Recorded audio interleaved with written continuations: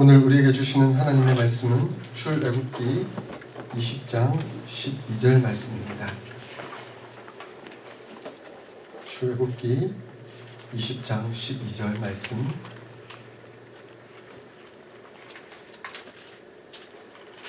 다 같이 한 목소리로 읽도록 하겠습니다. 구약성경 113쪽 출애굽기 20장 12절 말씀.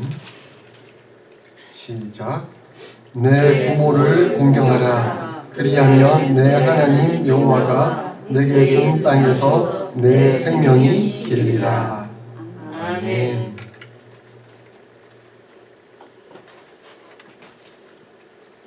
오늘 우리에게 주신 이 5계명의 말씀은 효와 관련된 내용입니다. 사실 효하면 대한민국 아니겠습니까? 한국은 효의 나라다, 그리고 동방예의지국이다, 이렇게 표현하기도 합니다. 효하면 저희 손씨 가문을 뺄 수가 없습니다. 우리 손씨 가문이 사실은 효의 상징이라고 이제 들었습니다. 손순이라는 분이 저희의 시조라고 들었는데, 손순매아라는 말 혹시 들어보셨습니까? 옛날부터 내려오는 전설이 있는데 이게 사실인지 아닌지 정확하게는 모르겠지만 들어보시면 아는 내용일 거예요.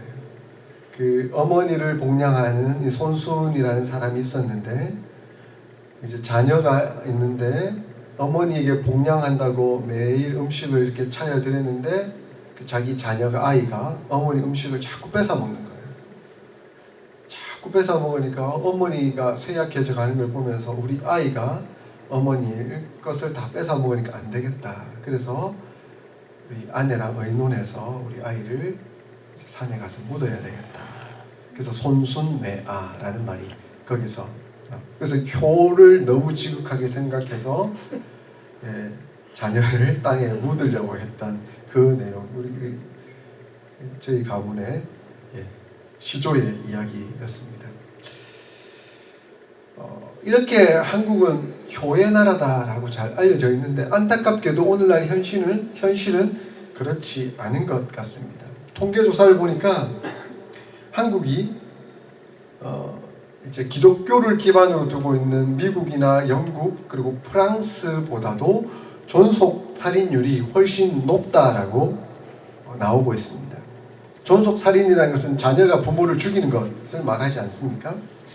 미국, 영국, 프랑스는 약 1% 내지 2%의 그 살인의 1, 2%가 존속 살인인데, 한국은 5%가 넘는다라고 말합니다. 그러니까 3, 4배, 그리고 5배 정도가 된다라는 현실을 말해주고 있습니다. 이러한 현실을 볼 때 과연 한국이 효의 나라인가, 동방예의지국이라고 불릴 수 있을까라는 의문이 들기도 합니다. 이러한 한국에서 기독교에 대한 오해도 있습니다. 유교적 영향이 많은 한국은 기독교를 불효의 종교다, 이렇게 표현하기도 합니다. 그렇고도 그럴 것이 유교와 기독교의 문화의 차이라고 볼 수도 있습니다. 사실 부모 공경은 하나님의 말씀입니다. 하나님의 명령입니다. 오늘 본문에도 내 부모를 공경하라라고 분명히 말씀하고 있습니다. 그런데도 불구하고 한국 교회는 이러한 오해를 받고 있습니다. 이 오해를 받고 있는 이유는 크게 두 가지라고 설명할 수 있을 것 같습니다. 먼저는 한국 기독교가 우리 한국의 복음을 증거하는, 이 선교하는 과정 가운데에 아마 조상 숭배의 문제로 인해 이 전통적인 효윤리와 정면으로 충돌했기 때문이라고 볼 수 있습니다. 그 당시 기독교 복음이 한국에 전해질 당시에 많은 사람들이 기독교를 향해서 무군무부다라고 표현을 했다고 합니다. 그러니까 기독교는 임금도 없고 부모도 없다, 이렇게 표현을 했다는 것이죠. 그 발단을 이제 역사적으로 한국 교회사적으로 찾아보니까 진산 사건이 있었답니다. 충남 진산에서 일어났던 사건인데요, 거기에 유지충이라는 사람이 살고 있었습니다. 이 유지충이라는 사람은 다상 정약용 아시죠? 정약용의 고종 사촌이었습니다. 이 윤지충은 정약용을 통해서 천주교 신앙을 알게 되었고 교회 서적을 공부해서 1784년 북경에서 천주교 신자로 세례를 받은 이승훈에게로부터 또한 세례를 받게 되었습니다. 그래서 그 또한 천주교 신자가 되었습니다. 근데 오늘날은 천주교가 그 제사 지내는 문제를 그렇게 중요하게 여기지 않습니다. 그래서 천주교 신자들은 다 제사를 지내지 않습니까? 그런데 그 당시 북경에 있던 구베아 주교라는 사람이 1790년 조선 천주교에 제사 금지령을 내립니다. 천주교 신자들, 기독교 신자들은 다 제사를 지내지 마라라고 그렇게 명령을 내립니다. 그랬더니 이 윤지충이라는 사람이 그 명령을 받고 신주를 없애버리고 부모님의 제사를 지내지 않을 뿐만 아니라 어머니의 장례도 유교식으로 지내지 않았습니다. 근데 이러한 소식 소문이 조정에 들리게 되자 이것을 일벌백계 해야 된다라고 하고 그를 체포해서 처형시키고 맙니다. 그러니까 천주교 최초의 순교자가 된 것이죠. 이 윤지충이라는 사람이. 이러한 문제 때문에 유교적 문화와 충돌하게 되었는데 기독교는 부모도 없고 조상도 없다라고 오해를 받게 된 것이죠. 오늘날 기독교인들은 부모를 잘 섬기려고 애를 쓰지만 그 이미 죽은 선조에 대해서는 제사를 지내지 않습니다. 그것은 영적인 문제이기 때문에 그런 것이죠. 기독교인들은 죽은 분들에 대해서는 다만 기념만 할 뿐이지 제사를 지내지 않고 살아 계실 때에 정말 최선을 다해서 효를 다하며 섬겨야 된다 하는 그런 마음을 가지는 것이죠. 그런데 이러한 것은 유교의 문화와 충돌이 되기 때문에 생겼던 문제라고 볼 수 있습니다. 두 번째는 사회적인 문제라고 학자들은 지적하고 있더라고요. 아마 사회 기득권층이 이제 이 국가를 운영해 감에 있어서 이 효윤리를 국가의 국시로 정하고 국정 운영을 위한 방편으로 삼았던 상황 때문이라고 보기도 합니다. 그러니까 효를 이데올로기로 삼아서 부모에게 잘해야 된다. 그리고 나라의 그 임금, 왕도 그리고 대통령도 아버지와 같기 때문에 잘해야 된다 하는 그런 이데올로기화 시켰던 것이죠. 그래서 부모에게 잘하고 그 나라의 국가의 지도자에게 잘해야 된다 하는 그 이데올로기를 씌우다 보니까 거기에 대한 반발심이 생겼던 젊은 층이 많이 생겼습니다. 거기에 기독교가 함께 가면서 기독교인들 중에서도 부모 공경이 얼마나 중요한지 올바로 인식하지 못한 그런 결과들이 나타났다라고 평가하기도 합니다. 뭐든지 순수한 마음이 아니라 하나님을 바라보고 또 그 부모를 공경해야 된다 하는 그 순수한 마음이 아니라 이것을 이념화시키고 이데올로기화시키면 거기에는 문제가 발생하고 있다는 것을 여실히 보여주고 있습니다. 그러므로 정치인들이 자기 유익을 위해서 어떤 사상, 그것을 이데올로기화시키고 자기 유익의 방편으로 삼고 있다면 문제가 발생할 수 있다는 것을 여실히 보여줍니다. 우리는 부모님을 공경해야 합니다. 왜냐하면 분명한 하나님의 명령이기 때문에 그렇습니다. 내 부모를 공경하라 라고 하나님의 말씀은 우리에게 가르쳐 줍니다. 왜 부모를 공경해야 합니까? 여러 가지 이유가 있을 수 있겠죠. 가장 먼저는 우리 부모님이 바로 생명의 전달자이기 때문에 그렇습니다. 여러분은 어떻게 지금 이 세상에 계시죠? 여러분의 아버지, 어머니가 계시지 않고서는 결코 우리가 이 땅에 있을 수가 없는 것이죠. 5계명의 핵심 단어가 공경하라입니다. 이 공경하라는 원어적 의미를 보니까 카베드인데요. 이 카베드의 뜻은 무겁다라는 뜻입니다. 그러니까 가볍게 대하지 말고 존중하며 무겁게 대해야 된다라는 의미를 가지고 있습니다. 이 카베드가 명령으로 쓰여진 누군가, 이 공경하라는 말이 쓰여진 누군가는 하나님과 부모님밖에 없습니다. 그러니까 하나님과 부모님은 이 카베드 무거운 마음으로 공경하고 존경해야 된다라고 표현하고 있습니다. 부모는 하나님께서 우리에게 주신 분이십니다. 그러므로 우리는 그분을 공경해야 합니다. 또한 본문은 여호와께서 이스라엘에게 기업으로 주신 땅을 자녀에게 물려주신 분이다라고 표현합니다. 그러니까 이스라엘 백성들에게는 그것은 더 큰 의미로 다가온 것이죠. 나의 생명을 이 땅 가운데 있게 해주신 뿐일 뿐만 아니라 하나님께서 약속해 주신 그 가나안 땅을 지속적으로 물려주시는 분이 바로 우리 부모님이시다라는 것을 그들은 깨닫고 있었다는 것입니다. 따라서 자녀는 부모님을 공경해야 합니다. 이 말씀을 통해 칼빈 선생님은 우리의 부모님은 우연의 산물이 아니라 바로 하나님이 예정 가운데 주어진 분들이다. 그러므로 부모님이 계시는 것을 통해 하나님이 계시는 것 또한 우리가 알 수 있다라고까지 가르쳐주고 있습니다. 부모님 위에 부모님이 있고 부모님 위에 부모님이 있고 그 결국 위에는 하나님이 창조하신 창조주심을 고백할 수 있다는 것입니다. 그러므로 우리는 부모님을 공경해야 되는데 그 부모님이 혹시 자격이 없는 것처럼 보인다 할지라도 하나님의 섭리와 은혜와 축복이 그 안에 있기 때문에 우리는 부모님을 마땅히 공경해야 한다라고 가르칩니다. 하나님의 섭리가 그 안에 들어있기 때문에 그렇습니다. 그러므로 육신의 부모님을 잘 섬기지 못하는 사람은 영의 아버지신 하나님을 잘 섬길 수가 없습니다.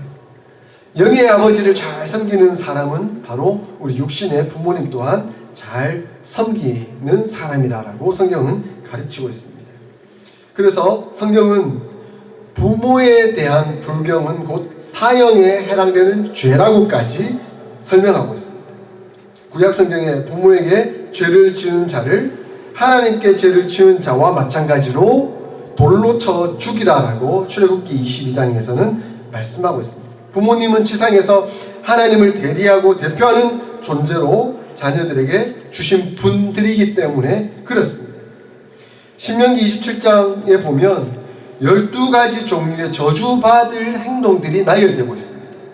그러니까 하나님으로부터 저주받는 12가지 행동들이 나타나는데 그 중에 첫 번째가 뭐냐면 바로 우상숭배입니다.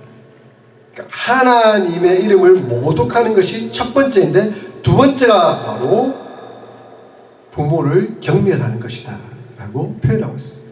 그러니까 가장 우리에게 중요한 것 첫 번째는 하나님이고 두 번째는 부모이다 라는 것을 성경은 우리에게 가르치고 있습니다. 그만큼 우선순위가 하나님과 부모님에게 있다는 것을 우리에게 말씀하고 있습니다. 또한 부모님을 공경해야 되는 이유가 부모님은 하나님과 이웃 사이를 연결하는 고리가 되시기 때문에 그렇습니다. 보십시오. 이 10계명을 크게 두 가지로 예수님은 정리해 주셨습니다. 무엇이죠? 하나님 사랑, 이웃 사랑.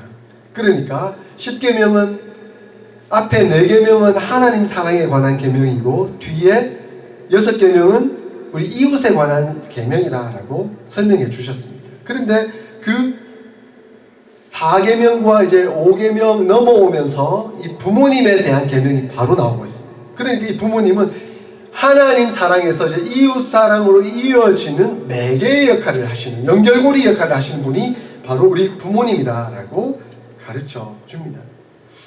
하나님을 공경하듯 인간 부모를 공경해야 다른 이웃과의 관계도 제대로 이룰 수 있다라고 말씀하고 있는 것입니다.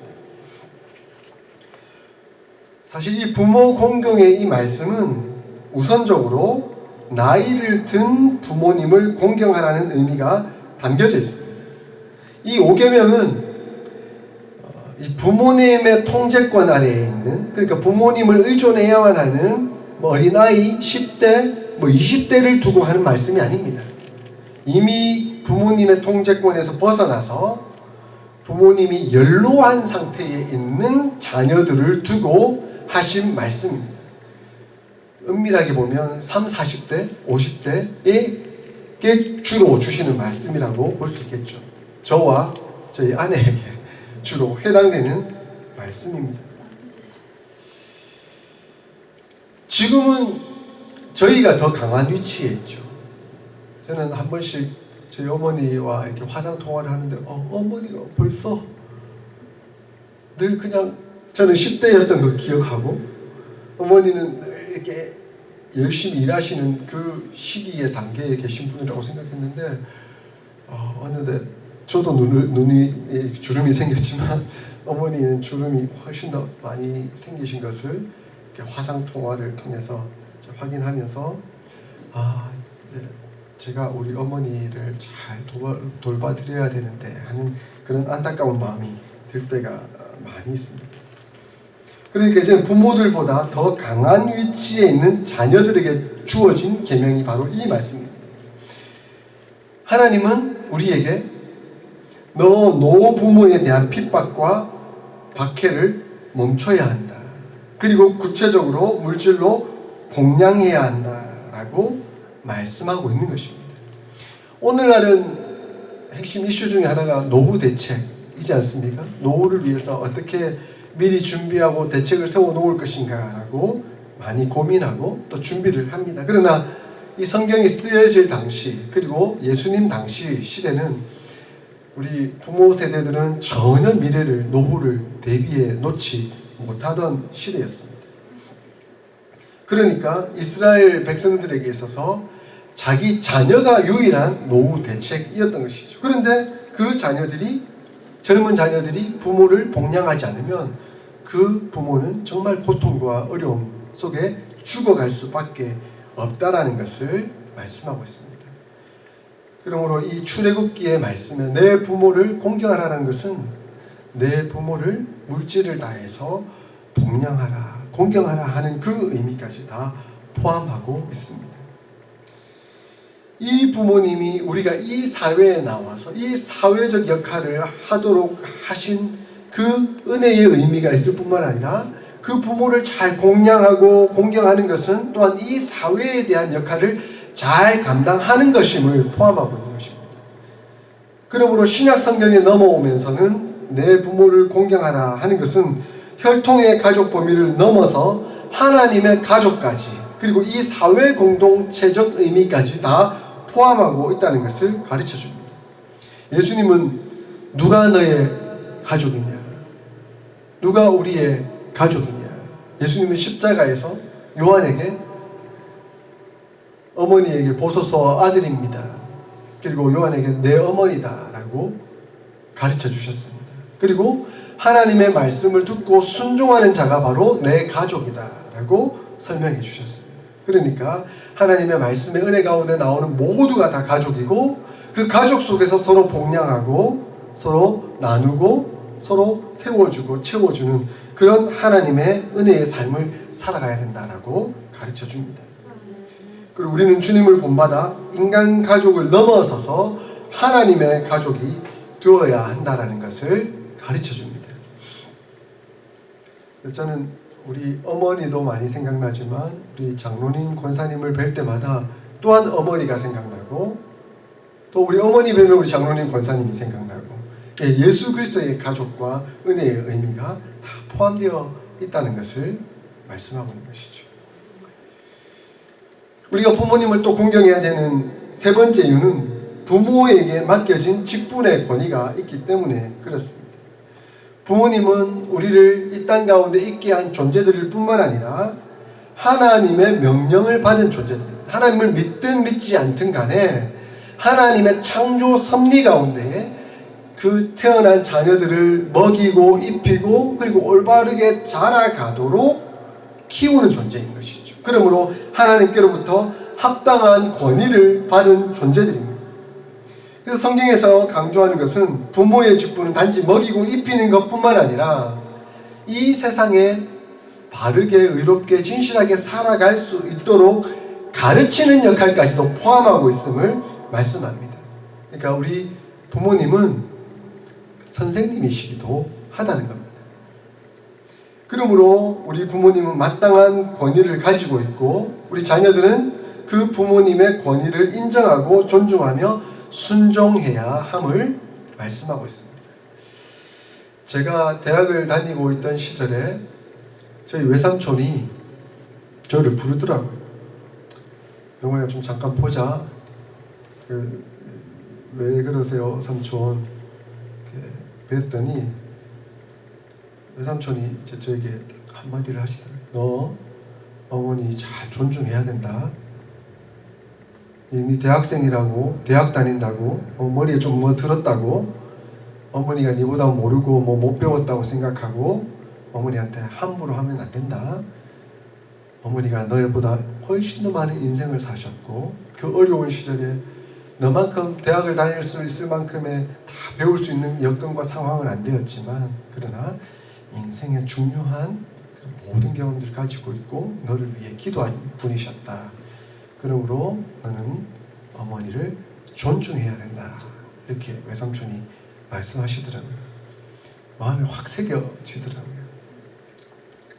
저는 저희 어머니가 가장 존경스럽습니다. 존경합니다. 존중합니다. 어떻게 인생을 살아오셨는지를 알기 때문에 그렇습니다. 아버지께서 일찍 돌아가시고 홀로 3남매를 그 연약한 여자의 몸으로 평생 일하시면서 그렇게 애써 살아오셨던 그 모습을 기억하기 때문에 그리고 저를 위해 제가 생각해보면 청소년 시기에 참 방황했었거든요.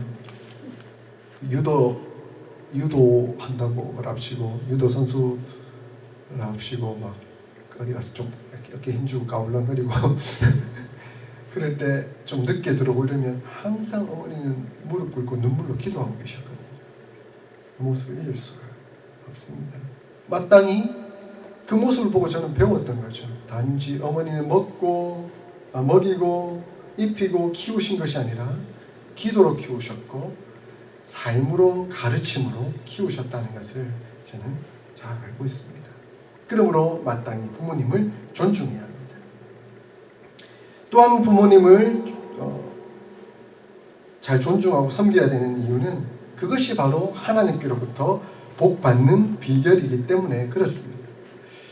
우리 앞서 구절에는 그렇게 하지 않으면 너가 벌받게 될 것이다 라고 가르쳐 주셨습니다. 다른 구절들도 그렇게 나옵니다. 그런데 오늘 본문에는 네가 복받는 비결이 여기에 있다 라고 가르쳐 줍니다. 벌하겠다라는 위협이 아니라 복 주시겠다라는 약속으로 끝을 맺고 있습니다. 내 부모를 공경하라. 그리하면 내 하나님 여호와가 내게 준 땅에서 내 생명이 길리라. 이게 하나님의 축복과 은혜가 그 안에 가득하다라고 말씀하고 있습니다. 우리가 부모님을 공경하라는 이 계명에 순종하는 것은 보상심리 때문이라기보다는 하나님을 예배하는 가운데 이루어지며 우리 모두는 하나님 주신 땅에서 장수하며 행복하게 사는 것으로 그 자체가 은혜로운 보상이라는 것을 알고 깨닫고 있기 때문에 그렇습니다. 그래서 사도 바울은 에베소서 6장 2절 3절에서 우리에게 아주 중요한 말씀을 해주고 있습니다. 우리 한번 찾아볼까요? 에베소서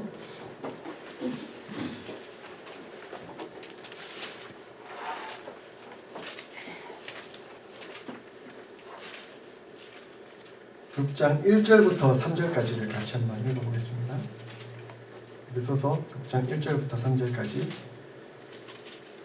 같이 읽겠습니다. 시작. 자녀들아 주 안에서 너희 부모에게 순종하라. 이것이 옳으니라. 내 아버지와 어머니를 공경하라. 이것은 약속 있는 첫 계명이니 이로써 내가 잘되고 땅에서 장수하리라. 사도 바울은 이 출애굽기와 신명기에 나타난 이 10계명의 제5계명의 말씀을 따라 이것을 가르치고 있는 것입니다. 그런데 사도 바울은 그 축복의 내용이 뭔지, 네가 형통하고 싶으냐, 네가 잘 되기를 원하느냐, 네가 축복받기를 원하느냐, 네가 오래 살기를 원하느냐, 그 비결은 내 부모를 공경하는 데 있다 라고 말씀을 가르쳐주고 있습니다. 그래서 어떤 학자는 이 출애굽기 에베소서의 6장 2절 3절은 출애굽기 20장 12절과 신명기 5장 16절의 말씀을 합쳐놓은 것과 같다, 이렇게 설명하고 있더라고요. 바로 부모를 공경하는 그것에 형통의 복이 있고 장수의 복이 있습니다. 하나님께서 그 은혜를 부모 공경을 통해서 우리에게 가르쳐 주고 있다는 것입니다. 근데 여기서 한 가지 우리가 기억해야 할 것이 있습니다. 바로 우선순위가 있다는 것입니다. 에베소서 6장 1절을 우리가 읽었지 않습니까? 자녀들아, 주 안에서 너희 부모에게 순종하라, 이것이 옳으니라 라고 말씀하고 있는데, 출애굽기와 신명기와는 다르게 한 구절이 더 들어가 있죠. 어떤 구절이 들어가 있습니까?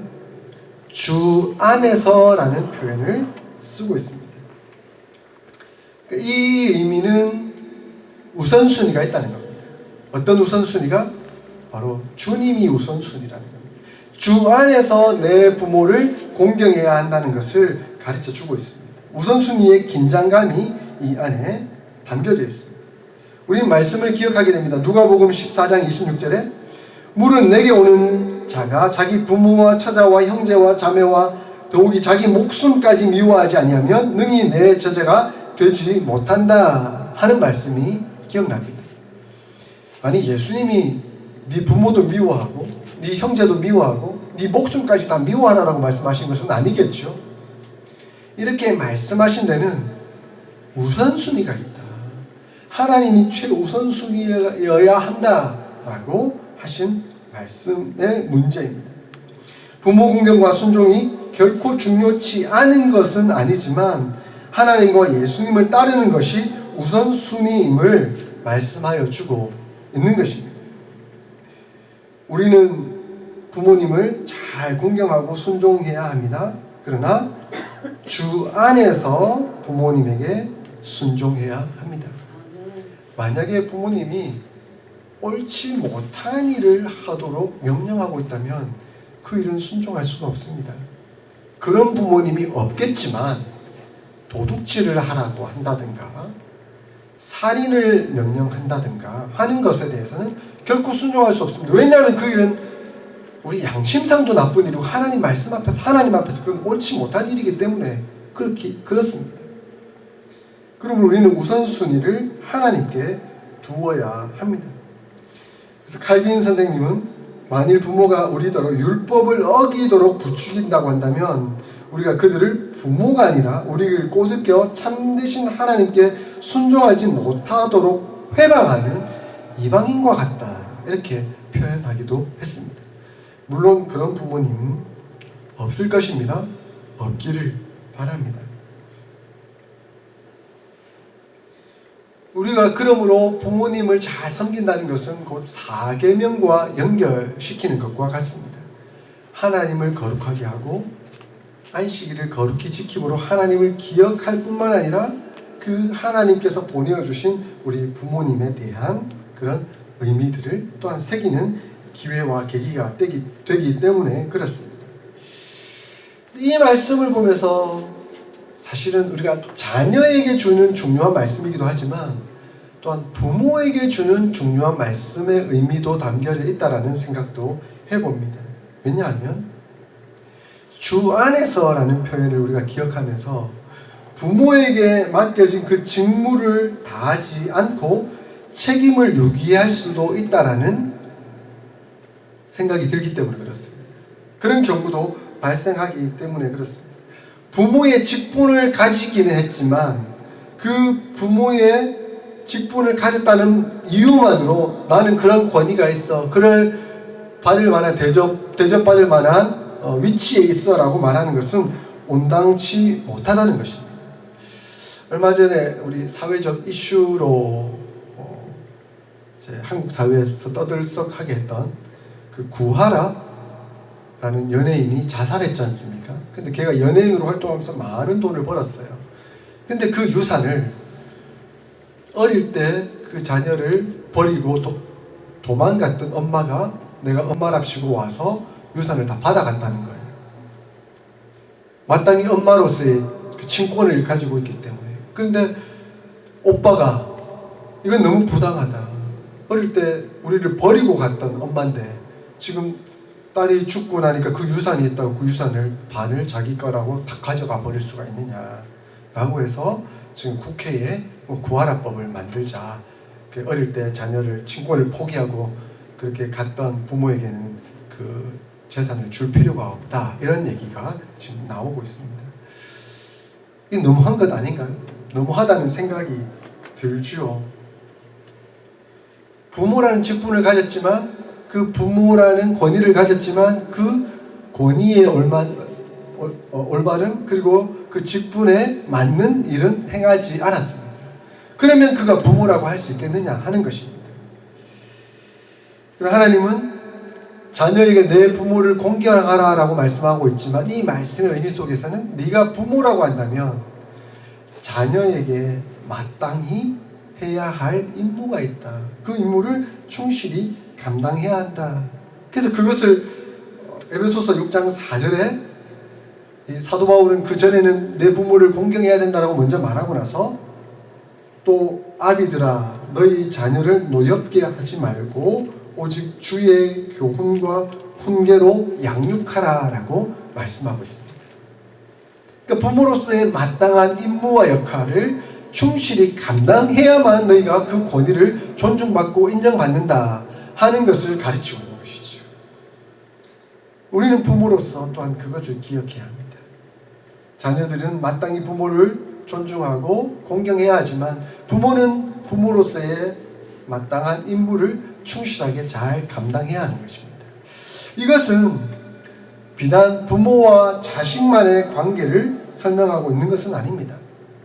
이것은 또한 선생님과 제자, 그 교회 안에서의 교회 지도자, 목사와 성도들, 그 관계 속에서도 마찬가지의 임무라는 것이죠. 선생님이 제자들로부터, 학생으로부터 존중받기 위해서는 잘 가르쳐야 합니다. 최선을 다해서 가르쳐야 합니다. 희생적인 가르침이 있어야 합니다.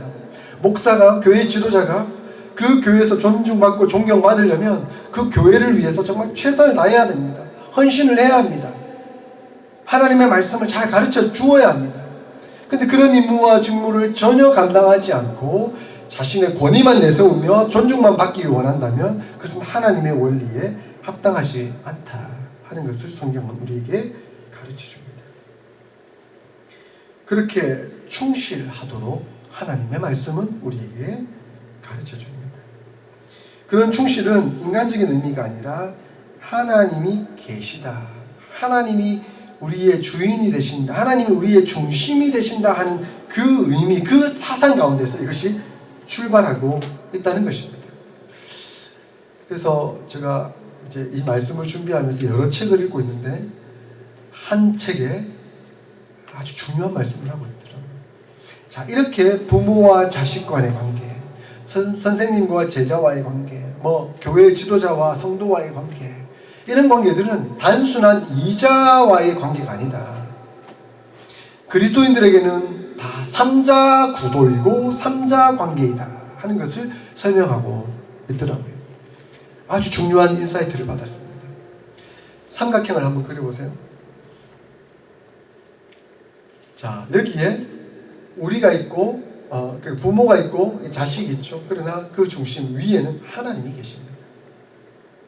이렇게 하나님 중심으로 삼자 구도가 있을 때에 이 관계는 온전한 관계가 될 수 있다라고 말씀합니다. 제가 예비 부부의 삶, 그러니까 이제 결혼을 앞두고 있는 형제와 자매들이 있으면 걔들을 부릅니다. 불러서 너희는 너희 둘만의 관계가 아니다. 결혼하면 삼각형의 관계다. 남편과 아내가 있다고 한다면 그 위에 하나님이 계신다. 자, 이 관계 속에서 너희 둘이가 진정 하나가 되기 위해서는 어떻게 해야 될까? 너희 둘이가 가까이 가려고 하면 할수록 너희들은 마찰이 일어나고 다툼이 일어나고 어려움에 봉착하게 된다. 근데 너희가 하나로 뭉칠 수 있는, 하나가 될 수 있는 유일한 방법은 둘 다 하나님을 향해 가는 것이다.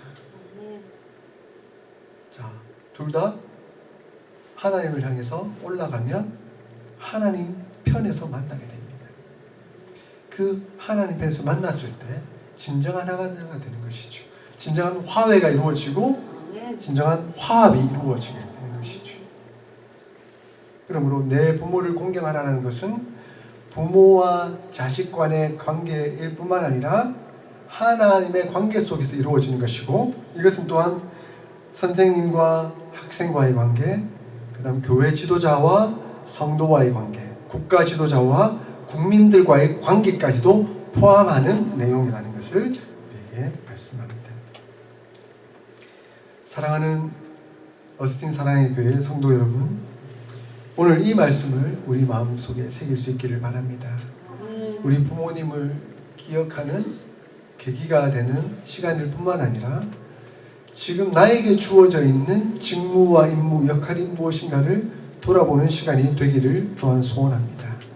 그리고 가장 중요하게 하나님을 중심으로 둔 관계, 바로 이 삼자관계, 삼각관계 속에 우리가 있다는 것을 기억하고 하나님께로 더 가까이 나아가면 이 모든 것이 다 충족될 수 있다. 하나님의 뜻에 부합할 수 있다. 그리고 하나님의 뜻을 이룰 수 있다 하는 것을 기억하고 하나님 나라를 온전히 세워가고 이루어가는 저와 여러분들이 다 될 수 있기를 주의 이름으로 축원드립니다. 아멘.